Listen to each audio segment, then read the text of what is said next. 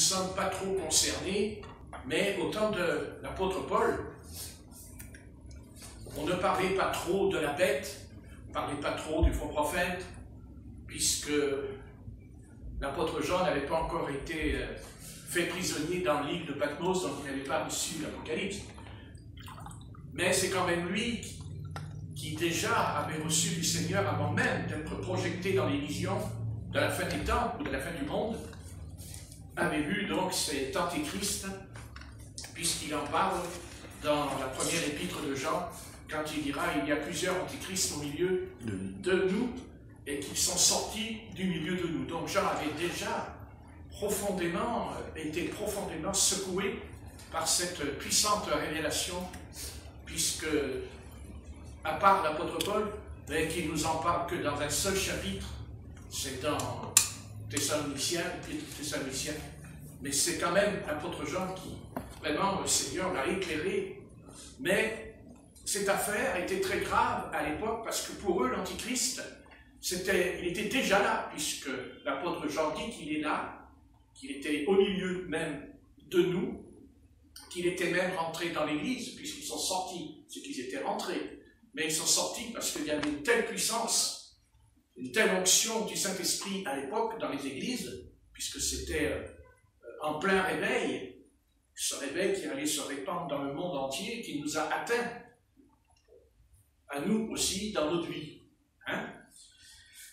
Donc le combat qui se situait, la plaie, on va dire même l'ulcère, qui rongeait l'Église primitive et dont les apôtres ont dû faire face à des combats rudes, c'était leurs propres frères juifs, car on n'a pas trop fait attention, mais dans la Bible, il y avait quand même deux hommes, deux apôtres, qui avaient reçu un ministère. L'un était penché vers le ministère pour les Juifs, c'était donc l'apôtre Pierre, et l'autre était penché vers le ministère des non-Juifs, c'était l'apôtre Paul. Donc, j'aimerais qu'on prenne dans Galates, au chapitre 2, et on va lire du verset 6 à 10, et je demanderai à Corinne de bien le lire, si bien sûr elle le veut. Dans Galates, donc c'est après l'épître aux Romains, après l'épître aux Corinthiens. Alors, 2, 6 à 10. Attends, chapitre 2, c'est ça? Galates, chapitre 2, et on lit du verset 6 à 10. J'ai une version, c'est la Bible du semeur, c'est pas tout à fait, parce que je n'ai pas pris la même. À moins que je prenne une d'Étienne devant. Oui, attends. Ou alors j'ai Darby. C'est petit pour nous. Non, je vois. Bon, on a dit Darby. Tu nous on a dit. Voilà. Alors je vais vous montrer. Ce sont des Bibles très rares, parce qu'il faut les commander. C'est une très belle Bible. C'est du cuir pur. C'est vraiment du cuir. Hein. Vous voyez? Et ça, la Darby. Vous voyez, c'est ça. Et regardez le papier, c'est pas le même. Ouais, la feuille, ouais. Regarde ça. Ça, c'est du papier indien, ça s'appelle. Il n'existe plus. C'est pas la CLC, ça. Non, vous l'aurez pas. C'est publication chrétienne. Voilà. C'est que par internet. Elle est un peu chère, mais elle est belle. Elle est dans la main. C'est de la qualité, c'est ce genre. Qualité, voilà. C'est magnifique. Qu'est-ce qu'il y a de plus beau, magnifique sur cette planète que ce livre? Il n'y a rien qui est plus beau que la Bible, hein. C'est pas la peine. Hein. Hein, chacun le comprend à sa manière. Hein. Ça, c'est une question de cœur. C'est le cœur, hein. C'est comme David, c'est le cœur. Magnifique. Alors, donc, Galates, chapitre 2, verset 6 à 10.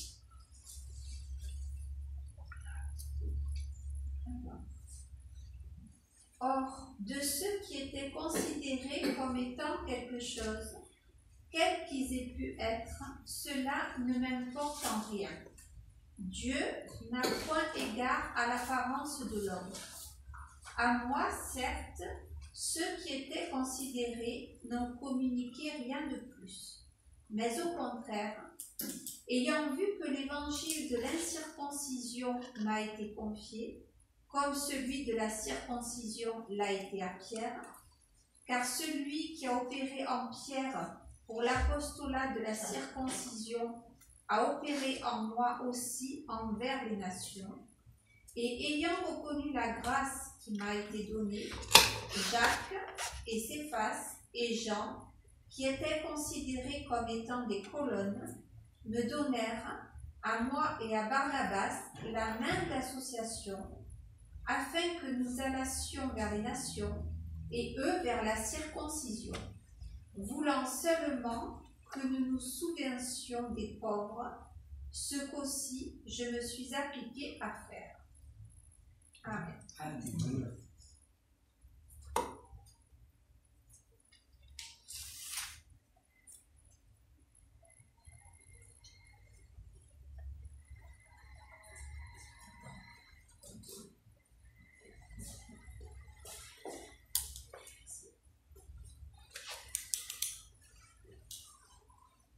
Voilà, j'ai lu. Oui. Envoyé vers les circoncis ou les incirconcis. Voilà, c'est ça le titre du message. Donc l'apôtre Paul, ici l'apôtre Paul, rappelle aux Galates, brièvement, du résultat du concile de Jérusalem, qui fut le premier et le deuxième dans l'église d'Antioche. Dans l'église d'Antioche,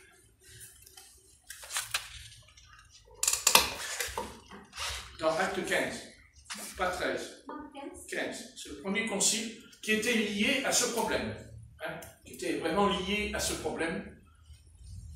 Et c'est le baptême du Saint-Esprit qui a mis un terme au doute et à la discussion dans l'église de Jérusalem, puisque l'apôtre Pierre s'est fait tirer les oreilles par les apôtres, on va dire par les 11 apôtres, puisqu'ils étaient 12, et puisque, on verra, voilà, donc ils n'étaient pas contents, et ça a bardé. Ça a bardé déjà au chapitre 11 des Actes, puisqu'il a été convoqué pour l'explication pourquoi il était rentré chez les païens, c'est-à-dire chez Corneille. Et il a dit, mais moi j'y peux rien. Il dit, moi j'y peux rien. Il dit, parce que le Saint-Esprit est descendu comme à nous au commencement. Et il précise, pour ceux qui cherchent toujours à dire le contraire, il précise, il parlait en langue. Il parlait en langue, comme nous, au début. Donc le Saint-Esprit parle en langue quand il descend sur les Juifs, et le Saint-Esprit parle en d'autres langues quand il descend chez les païens. Donc, la discussion est close. On y croit, on n'y croit pas, car sachez qu'on reçoit de la part du Seigneur si on croit. Et si on ne reçoit pas, ben c'est que certainement, notre foi, non pas qu'on n'a pas la foi, on en a parlé mercredi, mais notre foi n'est pas assez grande. Et que quand on prie, on ne demande pas à Dieu de nous donner la foi, mais de l'augmenter.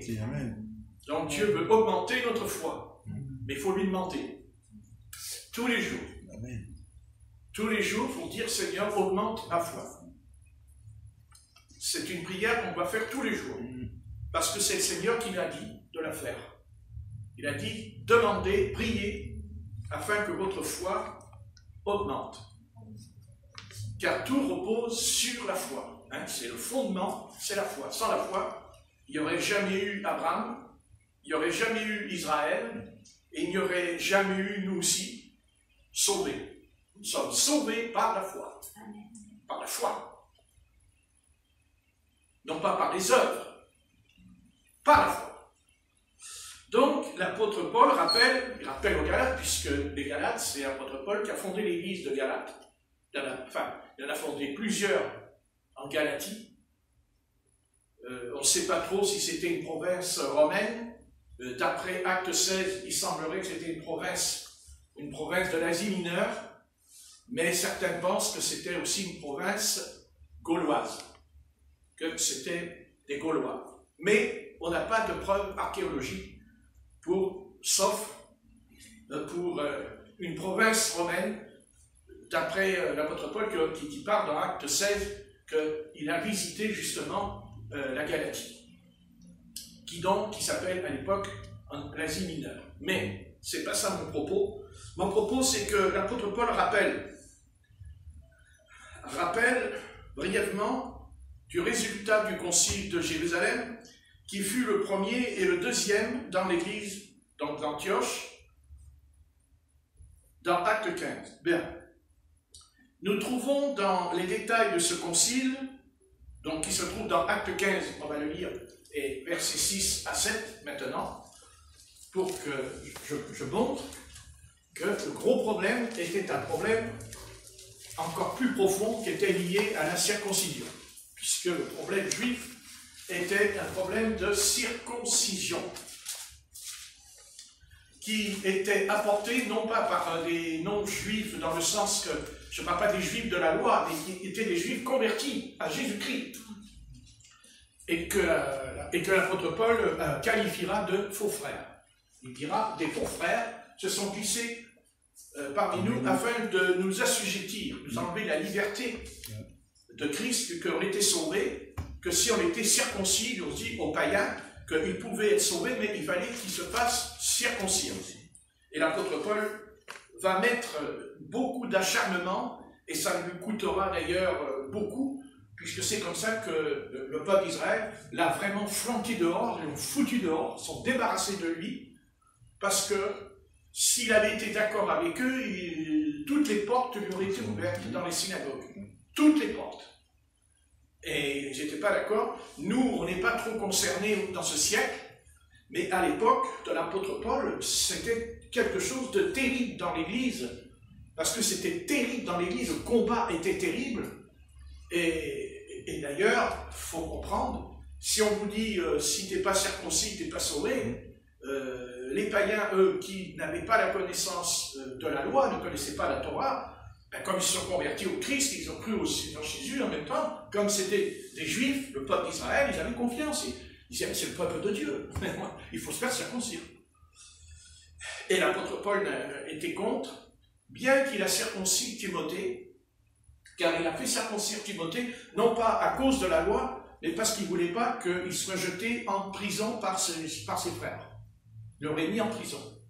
Et Timothée était âgé de 30 ans, et l'apôtre Paul, lui, il avait presque 60 ans, et il savait que lui, il pouvait encaisser les coups. Mais Timothée, il n'aurait pas tenu, d'abord, il le dit, il lui dit, tu es timide. Alors, vous savez, un timide dans un tribunal, on n'en fait qu'une bouchée, hein, je vous le dis tout de suite. Voilà, ce qui ne serait pas le cas de frère Patrick, bien entendu, parce que là, il n'est pas timide. Mais un petit peu de timidité ne lui ferait pas de mal par moment. Vous pouvez dire Amen. Amen. Amen. Là, attention. Chef de l'armée d'Israël. Donc, Jérusalem, premier concile. Et nous trouverons donc dans Acte 15, verset 6. Alors, je ne sais pas si on pourra tout lire, parce que ça va être long. Enfin bon, je vais prendre Acte 15, c'est ça, Acte 15, verset 6, on va voir.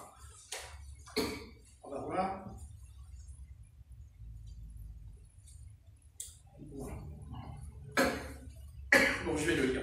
Les apôtres et les anciens se réunirent pour examiner cette affaire. Une grande discussion s'étant engagée, Pierre se leva et leur dit, hommes frères, voilà, bien. C'est surtout à partir du verset 23 jusqu'au 25. Voilà, je pense que c'est ce que je vais faire. À partir du verset 23 jusqu'au 25. Voilà, tu n'as qu'à le lire. Merci. Et ils écrivirent par leurs mains en ces termes.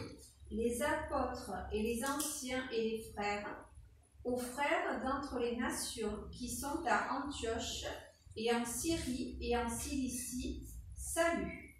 Comme nous avons ouï dire que quelques-uns qui sont sortis d'entre nous vous ont troublés par des discours bouleversant vos âmes, disant qu'il faut être circoncis et garder la loi, auquel nous n'avons donné aucun ordre, il nous a semblé bon, étant tous d'accord, de choisir parmi nous des hommes et de les envoyer vers vous, avec nos bien-aimés Barnabas et Paul, hommes qui ont exposé leur vie pour le nom de notre Seigneur Jésus.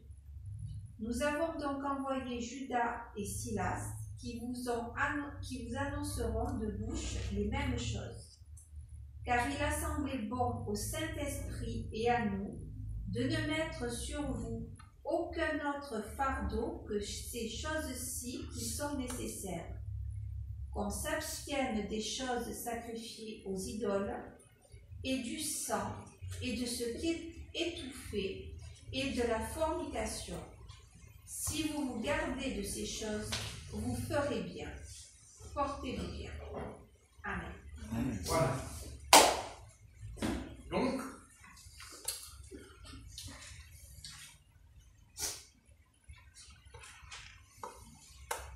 j'ai lu jusqu'au 29.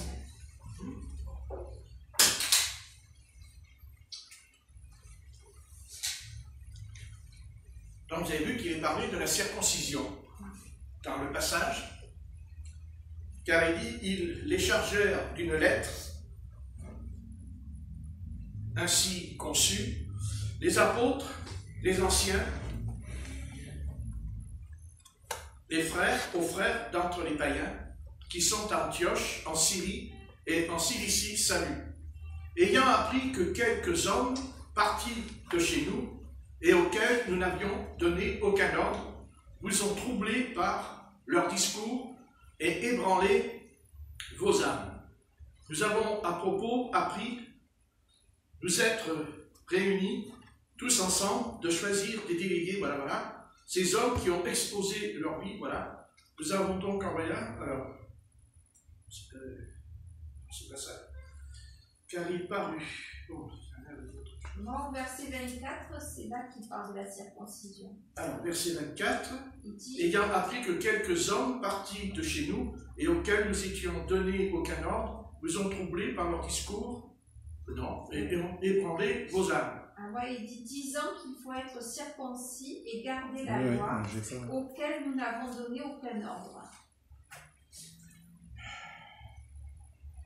Ouais, 24, c'est bon.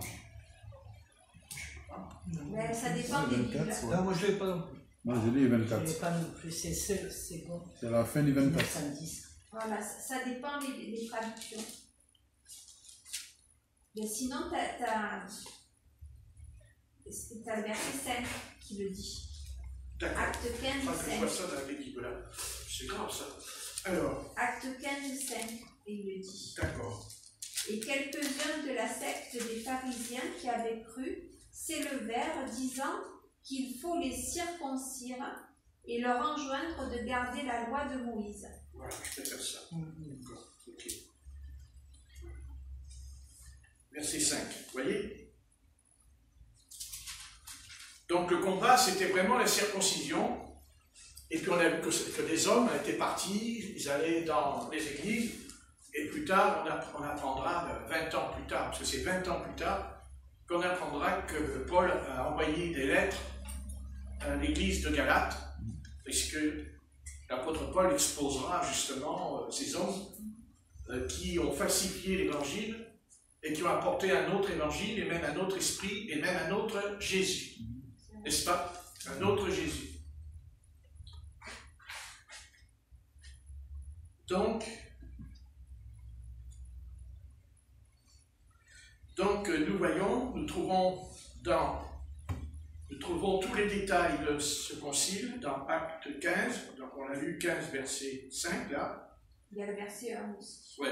Mais l'apôtre Paul se limite aux églises, parce que là il se limite aux églises de la Galatie, à l'établissement de 2 points. 2 points. Premièrement, et de manière négative, il dit que les responsables de l'église de Jérusalem n'impose, non pas imposer, n'impose rien. C'est ça qui est important. Il n'impose rien. Dans Galates 2, verset 6, on revient dans Galates. Tandis que ceux qui enseignaient la circoncision, ils imposaient la circoncision. Toujours le problème avec l'adversaire, c'est que quand il fait quelque chose, il l'impose. Vous voyez? Voilà, il l'impose. Donc dans Galates, on revient dans Galates 2, verset 6. Galates 2, verset 6.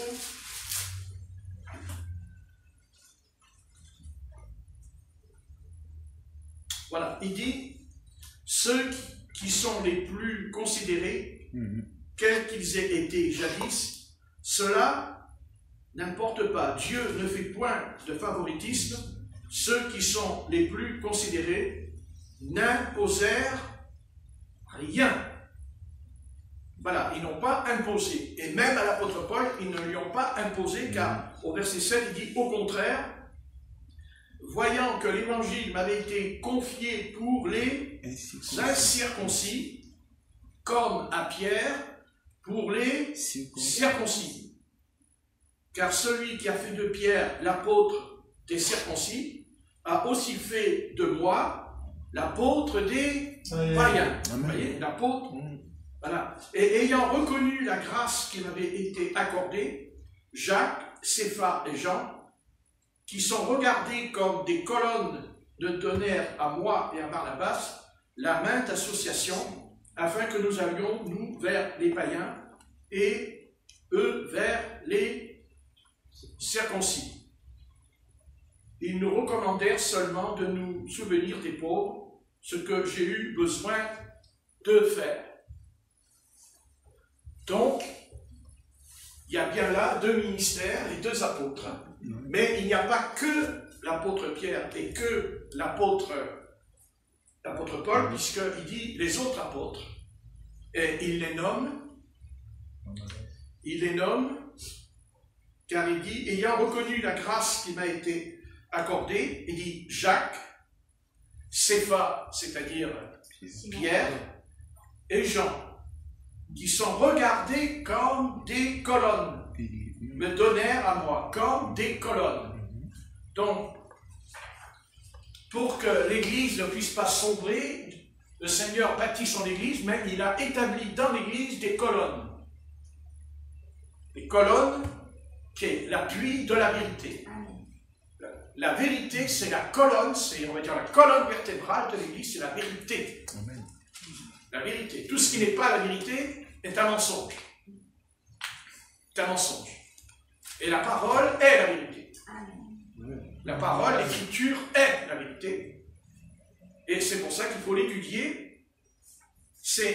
Je vais passer peut-être à un sujet un peu différent, mais je veux seulement souligner que ce que je reproche à tous ces mouvements de réveil, parce qu'ils sont tous en train de nous parler des réveils, et ils veulent tous un réveil, mais il faut savoir qu'est-ce que c'est qu'un vrai réveil. Il ne s'agit pas de demander au Seigneur un réveil, il faut être sûr que c'est un vrai réveil, parce qu'il y a eu beaucoup de faux réveils. Et principalement dans notre génération, il y a eu beaucoup de faux réveils. Et il y a même eu des réveils de guérison et de délivrance qui étaient faux, qui ne venaient pas du Saint-Esprit. Pourquoi? Parce que ce que je reproche à beaucoup de pasteurs, je leur reproche, et c'est peut-être pour ça que je ne suis pas avec eux, parce que je ne peux pas être avec eux pour la simple raison, surtout les pasteurs dits de l'esprit, des mouvements de l'esprit, je ne suis pas d'accord avec eux parce que quand ils parlent de réveil, quand ils parlent de l'effusion de l'esprit, il faut faire le vide. Ils disent aux croyants, faites le vide, videz-vous, faites le vide. Et ça, ce n'est pas la parole. Ce n'est pas apostolique. C'est vraiment l'adversaire. C'est Satan qui s'est glissé en eux. Est-ce qu'ils s'en sont rendus compte? Je n'en sais rien. Mais il s'est glissé en eux. Il les a poussés, en fait, à à faire croire que c'est le Saint-Esprit qui est descendu, que le Saint-Esprit est entré en eux, que la bénédiction est entrée en eux, qu'il ne faut plus se poser des questions, il faut ouvrir sa bouche. Il faut ouvrir sa bouche. Enfin, moi, quand je ouvre ma bouche, généralement, c'est pour manger quelque chose. Bon. Donc, on ouvre sa bouche et on reçoit le Saint-Esprit. Mais c'est faux. On reçoit le Saint-Esprit parce qu'on a étudié, parce qu'on a fait de la théologie. On doit d'abord faire de la théologie, c'est-à-dire théos en grec, qui veut dire la science de Dieu. Et on doit d'abord étudier la parole du Seigneur. Il faut la théologie, la parole, il faut déposer la parole, déposer la Bible, les textes de la Bible, d'abord dans la personne. Et une fois que la parole est installée, parce qu'il n'y a que le Saint-Esprit qui installe la parole, ce n'est pas notre compréhension, ce n'est pas notre entendement humain qui comprend la parole, mais le Christ a dit, je vous enverrai l'onction du Saint-Esprit, dit l'apôtre Jean, l'onction du Saint-Esprit, et elle vous conduira dans toute la vérité. Bien, donc le Seigneur, quand il va nous remplir, il ne nous dit pas, tu fais le vide. C'est faux. Au contraire, il faut faire le plein. Mais il faut se vider, non pas qu'on soit vide, mais la parole va nous vider du monde. Amen. La parole va faire sortir le monde, va faire sortir l'esprit du monde que nous avons reçu à notre naissance quand nous sommes venus au monde. Parce que nous avons reçu cet esprit du monde. Parce qu'avant de nous convertir, nous étions dans le monde. Nous pensions, on croyait dans le monde. Le Saint-Esprit est venu, il nous a convaincus de péché, de justice et de jugement. Et en même temps, quand le Saint-Esprit vient pas en disant tu parles en langue, tu prophétises, tu parles en langue, tu prophétises, voilà, tu es rempli. Non. Non, non. Les dons spirituels, la manifestation des dons spirituels vont combler, non pas le vide, mais combler le manque de connaissance de Christ. Amen. Le manque de la connaissance de la parole, du Verbe. Donc, quand le Seigneur vient, il nous convainc de péché par la prédication. Il dit, par la prédication de la foi. Mais quelle prédication? La manifestation de la parole. C'est-à-dire que quelqu'un qui est envoyé par Dieu, il ne va pas simplement parler du Christ, mais il va citer les versets bibliques. Amen. Il va s'appuyer sur la parole, de la parole. Il va montrer aux pécheurs ce que faisaient les chrétiens de Bérée. Ils examinaient ce que les apôtres disaient en regardant dans l'Écriture. Dans l'Écriture, bien qu'ils n'avaient pas encore le Nouveau Testament. Faire attention, ils n'avaient pas encore le Nouveau Testament, ce n'était pas écrit. Mais ils vérifiaient par rapport à l'Ancien Testament. Parce qu'ils avaient l'Ancien Testament. Quand on parle du Christ qui devait mourir pour nos péchés, quand il parle du Christ qui va mourir pour nous racheter, ça se trouve dans Ésaïe 53. Donc c'est fondé sur la parole. Amen. Il y a quelques semaines, il y a eu une réunion avec des Arabes et des pasteurs. Ils se sont réunis. D'ailleurs, il y a la vidéo sur Internet, sur YouTube, et une grande vidéo où il y a le grand rabbin, enfin pas rabbin, mais le grand chef là, musulman. Hein? Oui, le grand imam. Et qui commence à parler, après c'est les pasteurs qui parlent. Et à un moment donné, cet imam, il va démolir tout ce que les pasteurs ont dit. Il va les démolir. Il va démolir toute leur théorie. Il a eu de la chance que j'étais pas là parce que c'est moi qui l'aurais démoli, l'imam. Et aucun pasteur n'a été capable et alors je vais vous dire comment, il a démoli la théorie, on va dire la théorie de la réforme.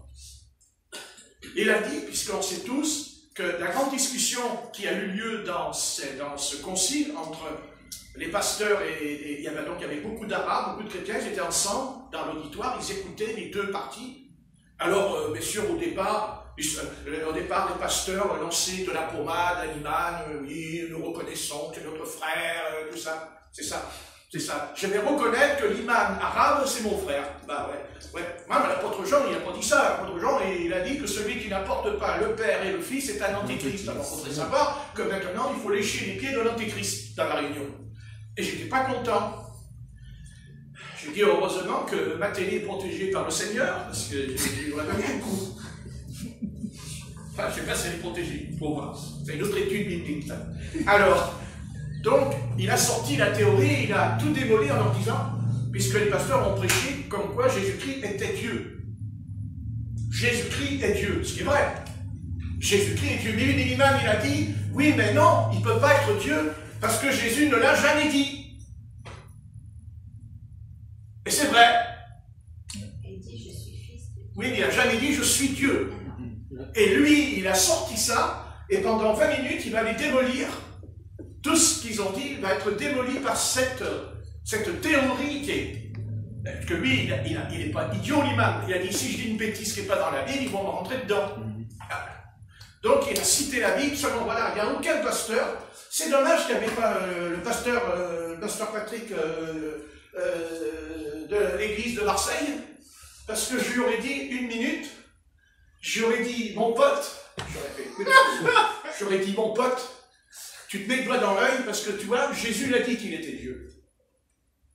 Alors, mais où il l'a dit? Pour le brillant. Le Père est dans le Fils et le Fils est dans le Père. Jean 14. Jean 14.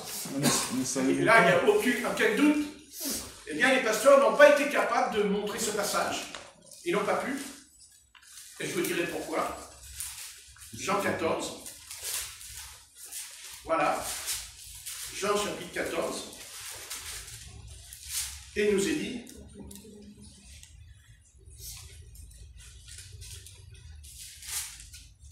Alors. 10. Voilà. Verset 8. Jean 14, verset 8.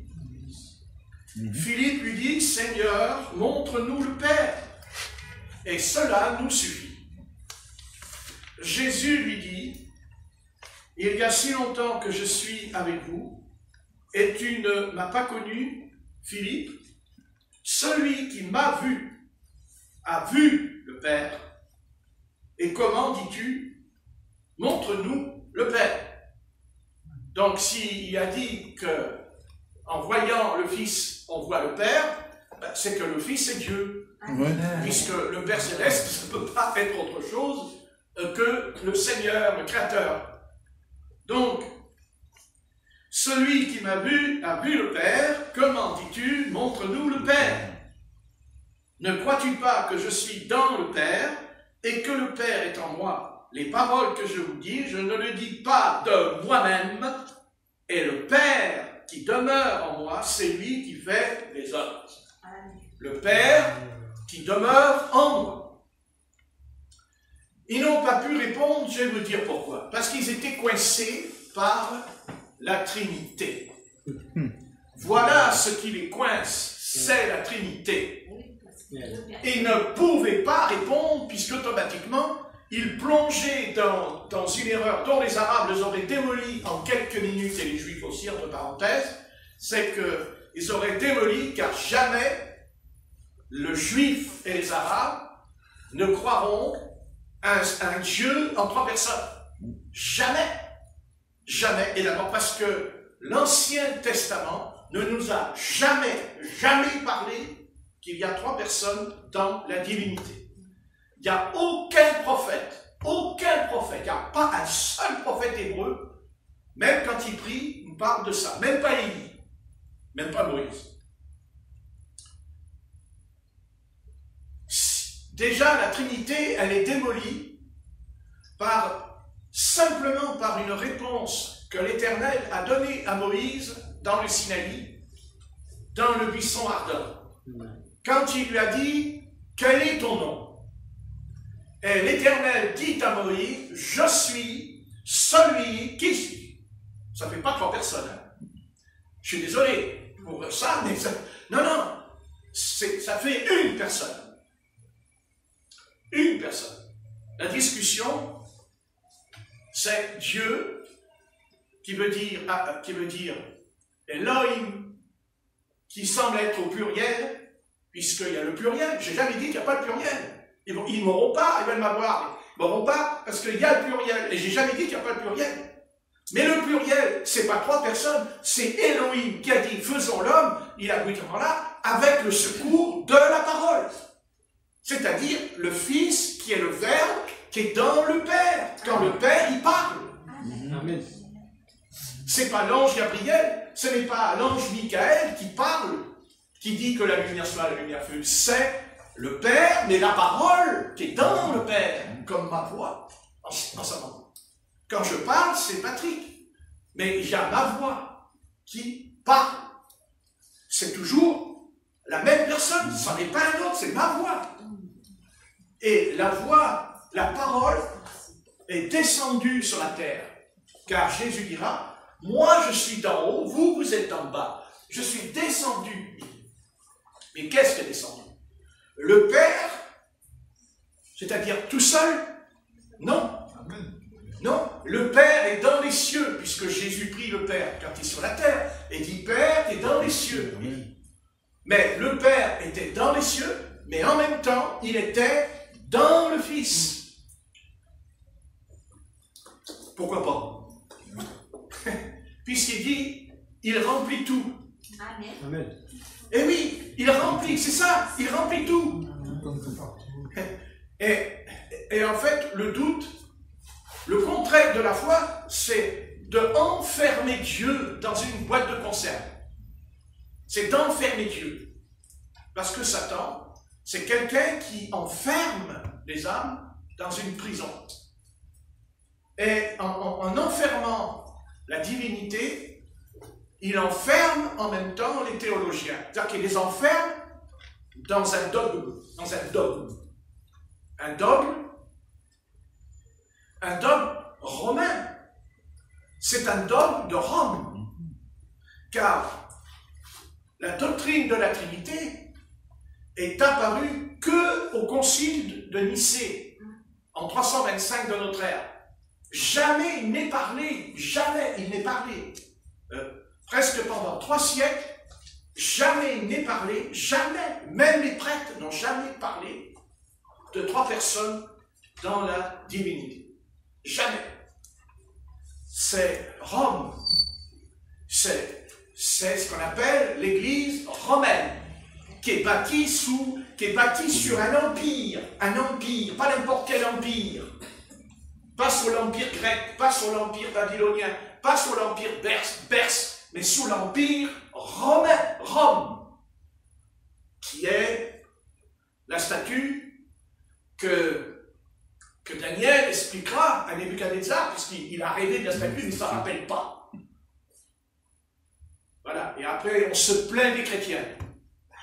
Il ne faut pas se plaindre des chrétiens, puisque lui, il était païen et il ne se rappelle pas quand le Seigneur lui parle. Marqué. Comment voulez-vous qu'un païen se rappelle ce que Dieu lui dit? D'abord, il n'est même pas capable de comprendre, alors il ne risque pas de se rappeler. Mais Daniel, il n'a pas eu la vision, mais Dieu lui a parlé. Et c'est pour ça que moi je suis d'accord pour qu'on ait des visions. Mais d'abord, dans la vision, je veux entendre la voix du bon berger. Je veux entendre la voix du Seigneur. Toute manifestation, toute révélation, toute vision, où il n'y a pas la voix du Seigneur, c'est-à-dire la parole. Amen. La parole est la voix. La parole est le Verbe. Le Père est esprit. Bon sang de bon sang. Le Père est le Saint-Esprit. Il est le Saint-Esprit, mais non pas une 3e personne de cet esprit. Autrement, le Seigneur aurait eu 2 pères. Il aurait 2 pères.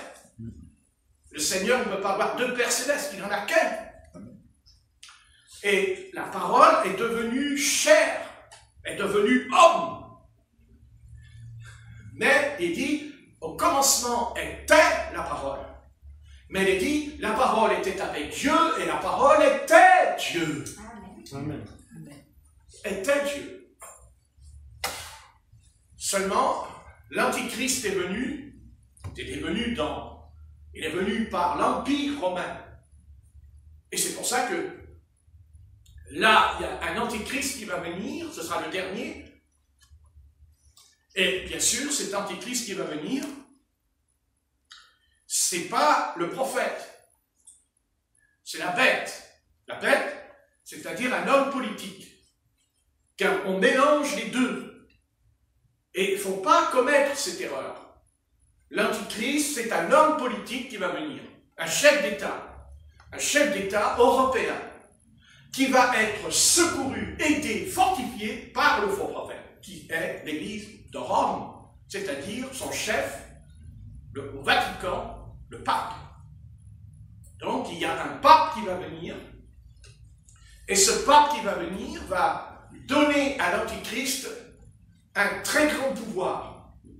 Alors, je sais qu'on peut faire des interprétations en disant qu'il fera descendre le feu du ciel, mais j'ai étudié tout à l'heure un peu plus profondément le feu qui descend du ciel, et j'ai entendu le Seigneur qui avait dit non, n'écoute pas ce qu'il raconte, écoute-moi. Il m'a dit, le feu du ciel, c'est qu'il va y avoir une guerre nucléaire. Et ce feu qui descend, c'est justement, c'est ça qui va descendre. La puissance nucléaire va frapper les nations, il a dit. Et c'est lui qui va le faire, pour que le monde puisse lui obéir, car le monde ne lui obéira pas s'il n'a pas avec lui le pouvoir militaire, l'armée. Et l'Antichrist, il aura avec lui l'armée. Toutes les armées vont lui obéir, à tel point qu'il va les entraîner dans la vallée de Jériel, à Armageddon. Et toutes les armées vont aller là-bas, au Proche-Orient, dans la vallée de Josaphat. Mais ce qu'ils ne savent pas, c'est que la Bible dit, Dieu rentrera en jugement avec eux. Il va rentrer en jugement avec Gog et Magog. Donc quand le feu descendra, ce n'est pas spirituel. Non, c'est que cet homme qui va venir, il aura avec lui les armées, il aura avec lui les forteresses, il aura avec lui les sous-marins nucléaires, il aura avec lui... Et c'est pour ça qu'ils montent là-haut. C'est pour ça qu'ils sont sur la planète Mars. Eux, ils le font parce que c'est scientifique, mais c'est pas vrai. C'est Satan, il a un plan au fond de sa tête. C'est-à-dire qu'il va installer sur Mars, il va installer des stations, il va installer des choses. Puisqu'il dit, le feu descendra du ciel, il viendra du ciel, dit la Bible. Car celui qui sera maître là-haut, sera maître du monde. Même si la mer, mais la mer, elle ne pourra pas être maître du monde, puisqu'il dit la mer rendra les morts. Et dit la mer deviendra du sang, dans l'Apocalypse, c'est marqué, du sang, même les fleuves deviendront du sang. Ça veut dire que l'eau va devenir du sang? Non. C'est les hommes qui vont mourir dans l'eau, dans la bataille, dans les combats. Ils vont être frappés, ils vont tomber dans l'eau, et les eaux vont être pourries par le sang des êtres humains. Parce qu'il va y avoir beaucoup de morts. Donc l'Antichrist a avec lui le pouvoir militaire. Il vient avec ce pouvoir militaire. Et on le saura que c'est lui. Parce que je sais que je saurai que c'est lui, parce qu'il aura avec lui l'armée. Il aura avec lui les armées. Toutes les armées vont lui obéir. Ouais.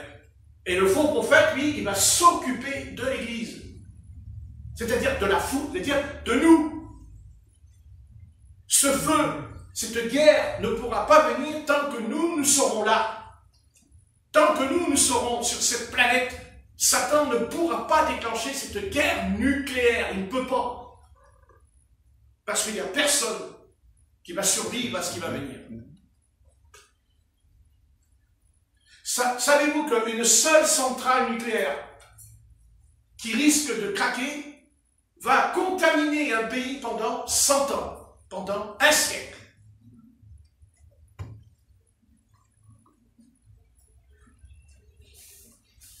Et il n'y a pas longtemps, ils ont annoncé aux informations que la Belgique est en train de construire des centrales nucléaires pour s'alimenter eux-mêmes d'électricité. Et il y a l'Europe qui leur interdit de le faire, parce qu'ils ont peur. L'Allemagne, la France et la peur que si en Belgique, cette centrale n'est pas entretenue, elle peut sauter. Et pour entretenir une centrale nucléaire, Il faut énormément, mais énormément d'argent, ça coûte très cher. Voilà le danger qui nous guette. Voilà la prochaine calamité qui va venir. Mais la première calamité se trouve dans l'Apocalypse. Dans l'Apocalypse. Elle commence par ceci. Apocalypse.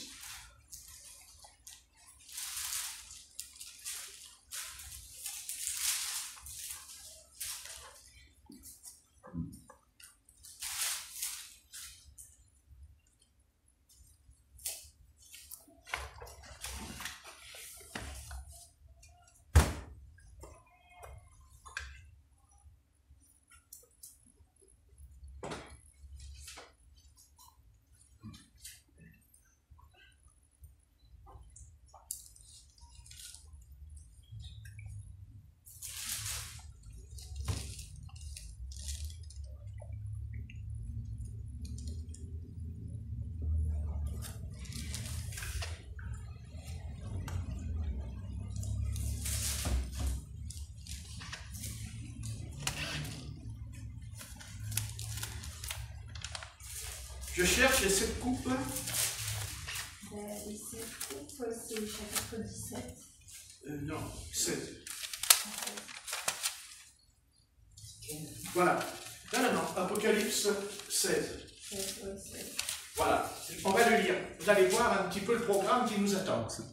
On va mieux comprendre ce qui va arriver. Apocalypse 16.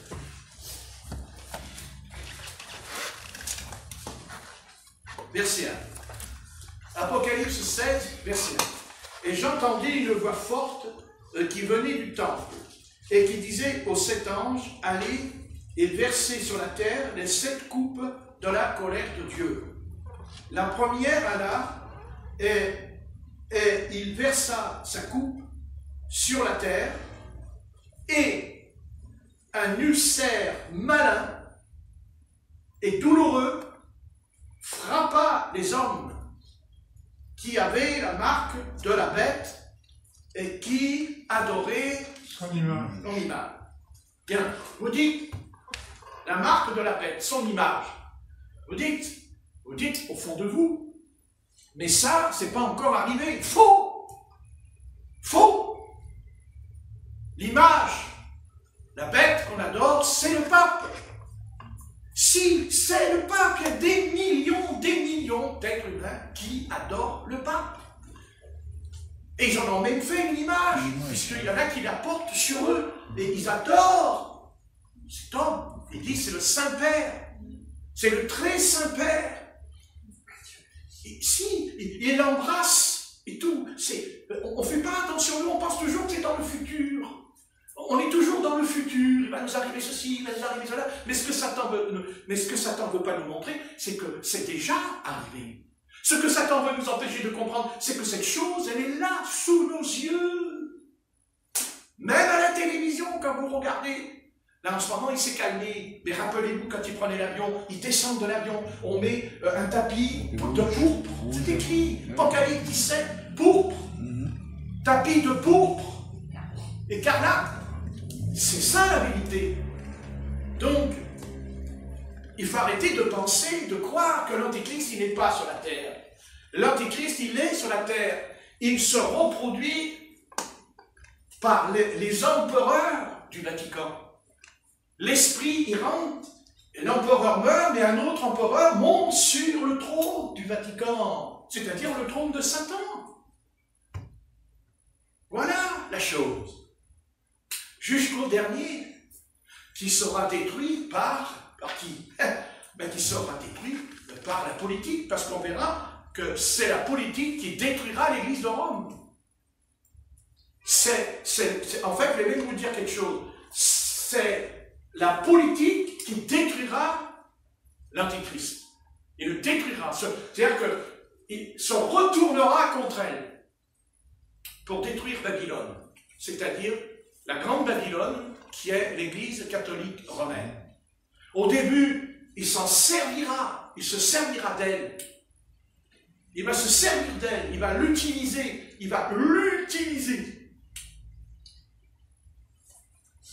Et l'Église catholique romaine croira que c'est elle qui utilise la politique.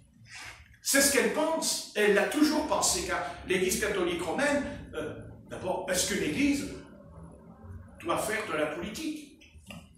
Voilà le problème. Le problème, il est là, bien-aimé. Et on est dedans. Oh, purée. On est en plein dedans. On est dedans. Seulement, comme dit l'apôtre Paul, celui qui le retient, il faut qu'il ait disparu. Et c'est l'Esprit Saint en nous qui retient Satan. Il est retenu. Il est tenu, on va dire, en laisse, comme un chien. Et quand on aura quitté la terre, quand on aura été enlevé de la terre, ce que le Seigneur nous promet, alors là, il aura les mains libres. Il sera libre complètement. Libre. Et qu'est-ce qu'il fait au départ?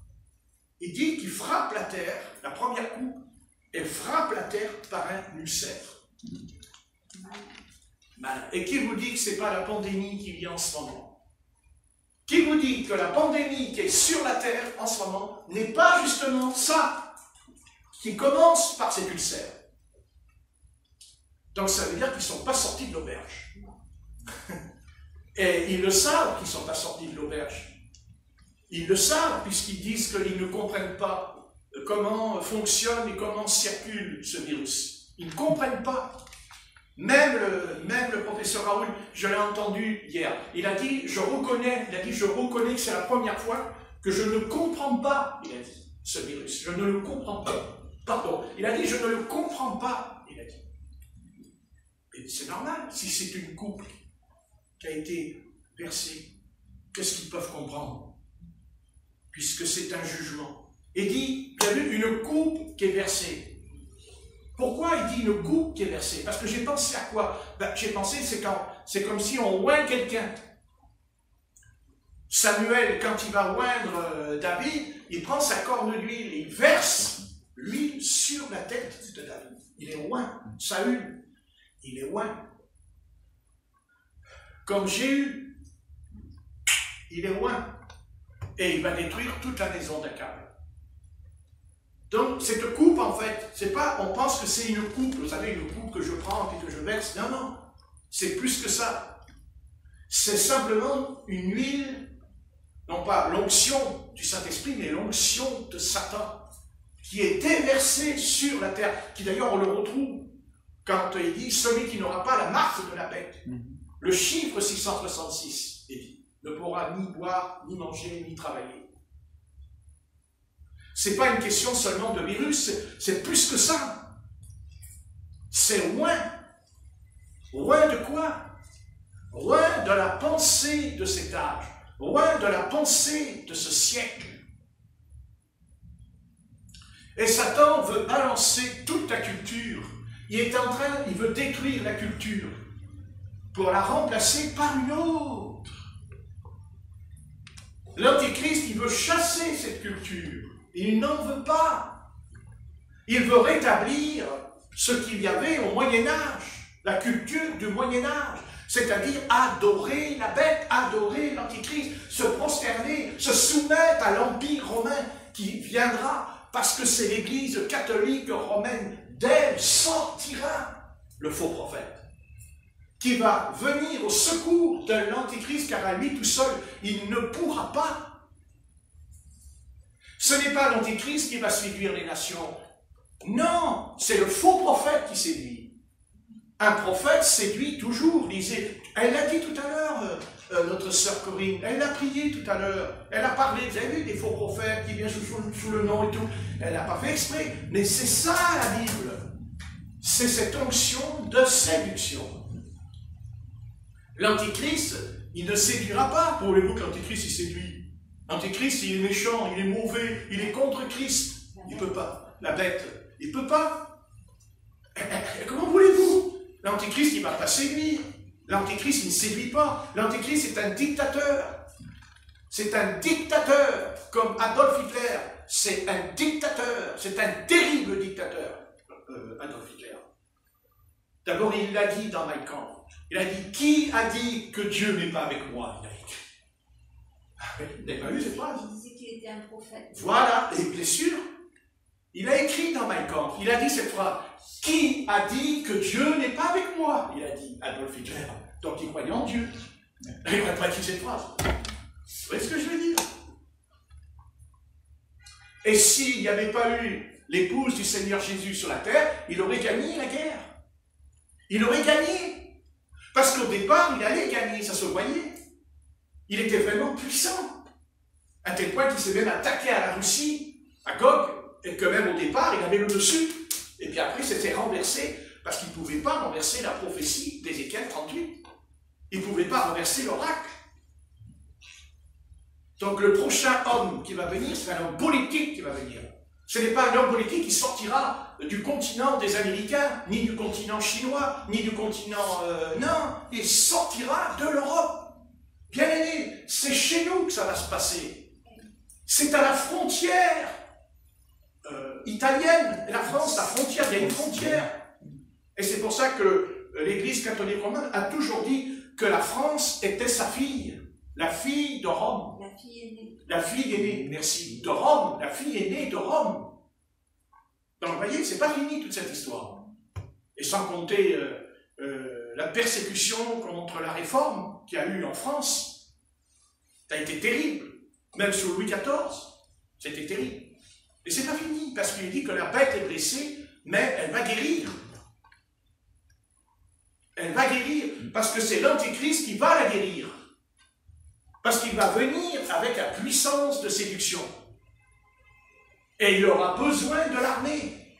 Il aura besoin, c'est l'armée, attention, c'est l'armée. Et peut-être même, je vais aller plus loin, peut-être les forces de l'ordre, c'est-à-dire la police, au centre même du pouvoir, peut s'emparer du pouvoir, ce qu'on appelle un putsch. Et c'est ce qui va se passer. Ça va venir, parce que c'est dans la parole du Seigneur. Peut-être qu'on le verra, peut-être qu'on ne le verra pas. Je n'en sais rien, mais une chose est certaine, bien aimé. Une chose est certaine. En tout cas, je vais enlever cette idée que beaucoup de serviteurs de Dieu ont dans la tête qu'il fera descendre le feu du ciel, que c'est spirituel, comme Élie. Non, non, pas du tout. Non, le feu qui va descendre, oh là, oh, la terre va trembler, mais les nations vont trembler. Vous allez voir, mais on va avoir peur, parce qu'ils vont déclencher la peur, en disant, si vous ne vous tenez pas tranquille, puisque le virus n'aboutira pas à ce qu'ils veulent, alors après ils passeront à l'armée. Et c'est l'armée qui viendra avec son chef, avec le faux prophète, qui viendront et diront aux habitants de la terre, maintenant vous allez vous mettre à genoux, et vous allez obéir autrement. Nous, c'est pas compliqué, hein. On envoie 3-4 missiles dans l'air, et puis vous allez faire exactement ce qu'on vous dit. Parce qu'aujourd'hui, c'est en train de se mettre en place, parce que virus ou pas virus, quand on écoute, il faut écouter. Et quand ils parlent, leur pensée, c'est quoi? C'est qu'on se soumette à leur volonté. Je ne suis pas un démagogue, pas du tout, je suis ni un complotiste. Je suis un être sensé et équilibré. Ils veulent qu'on se soumette. Parce qu'ils veulent que l'Antéchrist vienne. Ils veulent établir un homme qui sera un président mondial, un chef qui va commander le monde tout entier. Le monde tout entier. À tel point que même le peuple d'Israël, pendant 3 ans et demi, ils vont croire en lui. À tel point qu'il va même leur donner, excusez-moi, il va même leur donner l'autorisation, la permission de reconstruire le temple. Parce qu'il ne le fera pas pour faire plaisir aux Juifs. Il le fera parce qu'il veut rentrer dans le temple. Et dire, c'est moi Dieu. Et ce n'est pas le Christ qui régnera sur le trône de David, mais c'est moi qui régnerai sur le trône de David. Un peu comme avec les deux frères, Adonijah et Salomon.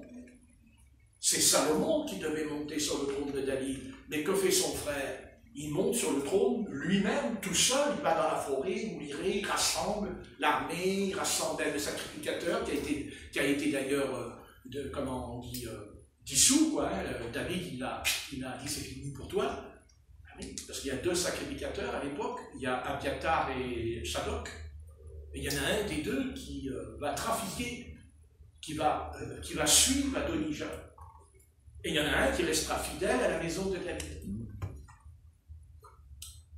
Donc déjà, à l'époque, la question qui se posait, c'est qui est-ce qui va régner?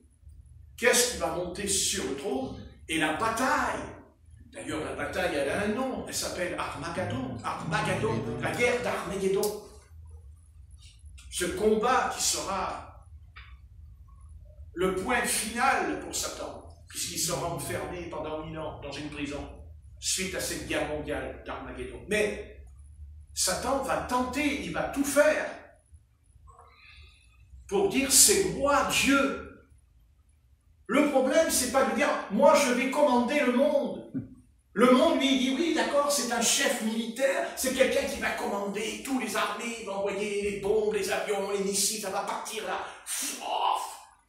Vous dites mais non, ça n'arrivera pas. On est moderne, on est sage. Oui, mais enfin, avant-hier, les États-Unis, ils ont bombardé la Syrie quand même. Ils ont envoyé toute la Syrie, ils ont...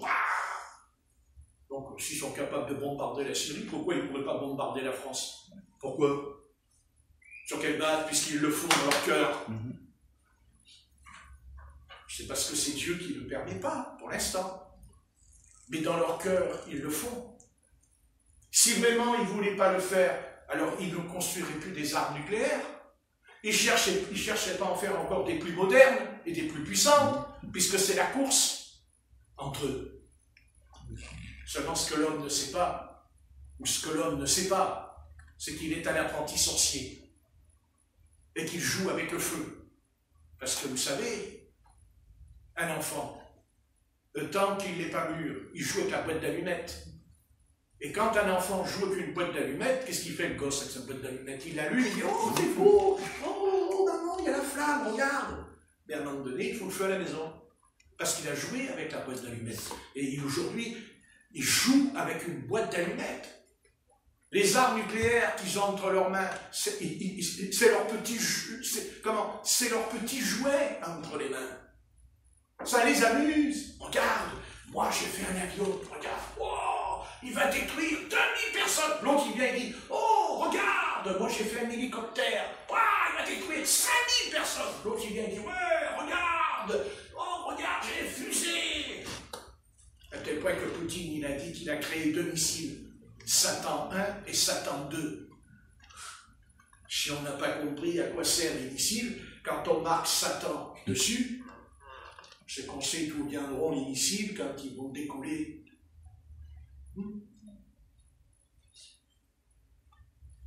sont capables d'avoir des milliers d'avions nucléaires. Ils ont des milliers de sous-marins supersoniques nucléaires. Mais ils ne sont pas capables de nous guérir de la pandémie. Ils ne sont pas capables de régler le problème des hôpitaux. Ils sont capables d'avoir été là sur Mars la semaine dernière et nous ont monté tout le bazar et les photos. C'est pas sûr qu'elles soient vraies, les vidéos. C'est pas sûr. Parce que c'est vraiment trop beau pour que ce soit vrai. Déjà pour commencer, c'est bizarre. Mais même si c'était vrai, mais qu'est-ce qu'on en a à foutre? Les savants, ils ont dit, oh, on est déçus. Cette planète est remplie de poussière. Il faudrait leur dire que les poussières et tu retourneras dans la poussière. En Mars, si tu veux te faire enterrer sur la planète Mars, ça fera plus de place pour moi. Quand on va m'enterrer, j'aurai au moins une petite place dans le cimetière, puisque tu vas te faire enterrer sur la planète Mars. Peut-être qu'il y aura des enterrements, bientôt on verra, sur la planète Mars, on verra les croix du Christ sur la planète Mars, on verra des croix. Voilà. Persévérance. Ça s'appelle persévérance. Mais vous voyez, j'arrête, parce que c'est l'heure, 5h24, mais vous savez, ce qui est le pire dans tout ce que je peux dire cet après-midi, mais qu'est-ce qui est le pire? Moi, je ne suis qu'un petit homme là, au milieu de cette gigantesque masse d'armes nucléaires, et toutes ces armes énormes, modernes, puissantes, mais ils ont même des armes qu'on ne connaît même pas. Qu'on ne connaît même pas. Alors, qu'est-ce qu'on est? Eh bien, je termine. Eh bien, tâchons d'être comme deux hommes, c'est-à-dire un qui s'appelait Élie et l'autre qui s'appelait Jésus. La seule différence entre ces deux hommes, vous voyez, c'est que Élie, pour monter au ciel, il a eu besoin d'un char de feu, tandis que Jésus n'en a pas eu besoin. Il est monté lui-même avec son propre corps, il est monté dans le ciel, sans le char de feu. C'est ce qui va nous arriver. Amen. Notre propre corps sera changé en un clin d'œil dans un corps incorruptible, et on montera à la rencontre du Seigneur. Le prophète Élie, il a eu besoin d'un char pour monter, parce qu'il n'était pas Dieu, mais Jésus est Dieu. Donc il n'avait pas besoin de faire appel à des chars de feu. Il est monté lui-même avec son propre corps ressuscité, son corps glorieux, glorifié. Et nous aussi, nous serons glorifiés à l'intérieur de nous, par la puissance de l'Esprit. Et on montera. Et pendant qu'ils vont jouer avec leurs petits jouets, nous, on sera aux noces de l'agneau, avec le Seigneur. On sera aux noces de l'agneau. Pendant qu'ils vont se casser la tête sur la terre, nous, on va aller aux noces de l'agneau. Vous y croyez, vous y croyez pas, chacun est libre de croire ce qu'il veut. Et moi, j'y crois. Parce que j'ai confiance. J'y crois parce que ce n'est pas parce que c'est écrit que j'y crois, c'est parce que je le sens, parce que c'est à l'intérieur, c'est dans mon esprit dedans. Il y a quelque chose qui me dit de toute façon, on sera rendu puissant, on sera rendu semblable à notre Sauveur. Amen. Et vous êtes déjà dans cet état. Ce soir, si vous avez reçu le baptême dans le Saint-Esprit, nous sommes déjà dans cet état d'esprit, parce que, vous voyez, la preuve, c'est le fruit de l'esprit, qui est l'amour, dans notre caractère. L'amour. L'amour. Et les vrais chrétiens qui sont avec le Seigneur, qui ont la communion avec le Seigneur, ils ont l'amour du Seigneur en eux. Amen. C'est comme ça, ce n'est pas autrement, parce que c'est le fruit de l'âme, de la vie, qui germe en nous, qui est Jésus, dans l'Esprit Saint qu'on a reçu. Et notre caractère, comme je disais tout à l'heure, on n'attend rien du vieil homme, mais tout du nouveau, c'est-à-dire le fruit de l'Esprit. Ça veut dire que tous les incrédules, tous les chefs d'État, tous les prophètes, tout, ils peuvent dire « ouais, mais le Christ, ce n'est pas vrai, c'est une invention humaine et tout », mais vous n'avez même pas besoin de vous défendre, vous n'avez même pas besoin de leur répondre, rien qu'en vous voyant, à un moment donné, dans votre conduite, dans votre comportement, il y a l'amour du Seigneur. C'est-à-dire que quand on vous fait un mauvais coup, vous répondez non pas par un coup, mais par l'amour. Et c'est là que dit le Christ, c'est là qu'on reconnaîtra que vous êtes mes disciples. Alléluia. Que vous êtes vraiment mes disciples, dira le Seigneur. C'est l'amour du Père.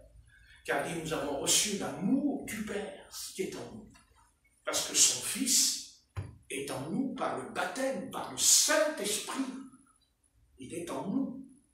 Et le Saint-Esprit, qu'est-ce qu'il fait? Il nous fait grandir. Il nous fait mûrir comme un fruit Un fruit, quand il vient, d'abord, il est un bourgeon. Après, il est quoi? Il est vert. Et à un moment donné, il va mûrir. Il va devenir un fruit qui va donner du jus, qui va partager avec les autres, qui va apporter, quand on mange une orange, c'est parce qu'il y a du jus dedans. Autrement, à quoi sert de prendre des citrons s'il n'y a pas de jus dans le citron? Ça ne sert à rien du tout. Et pourtant, un citron, c'est fait pour être compressé.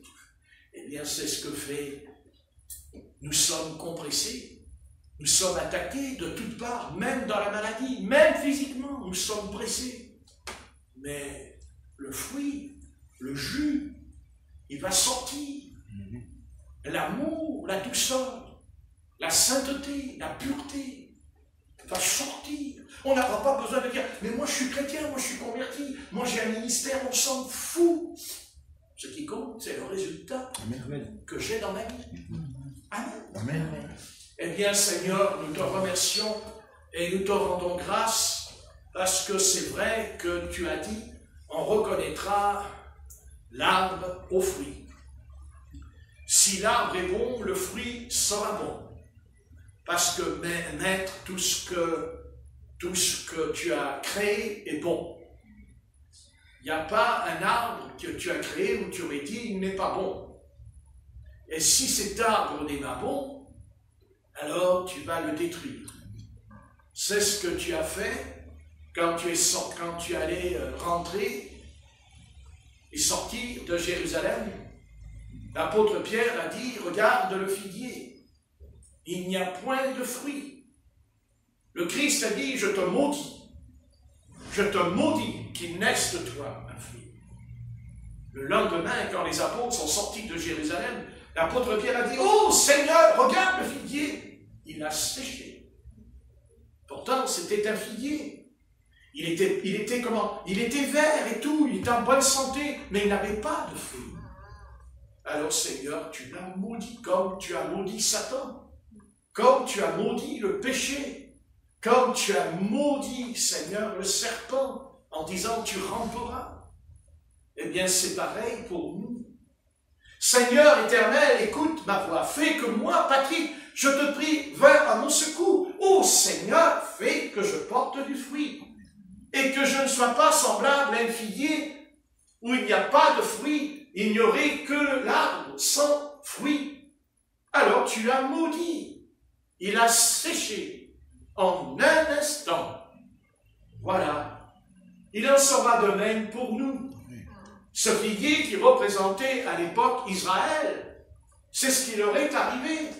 Ils ont été maudits, ils ont été chassés de la terre promise, de la terre sainte, ils ont été dispersés au temps de Jésus. Ah oui, parfaitement.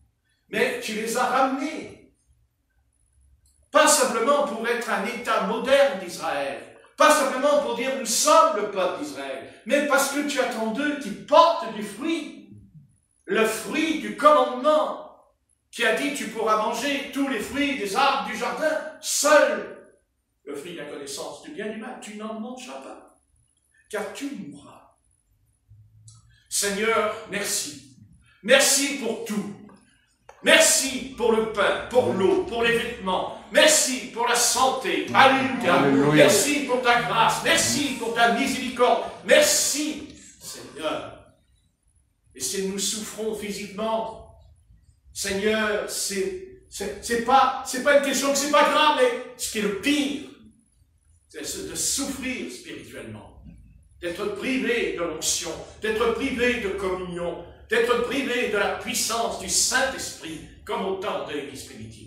Alors, Seigneur, nous te prions, afin qu'au nom de Jésus-Christ, tu mettes du terreau autour de l'arbre. Car tu as dit qu'il y avait un arbre, il n'y avait pas de terreau. Tu as dit, dans un an, je reviendrai et je verrai si un an après, il y a du fruit.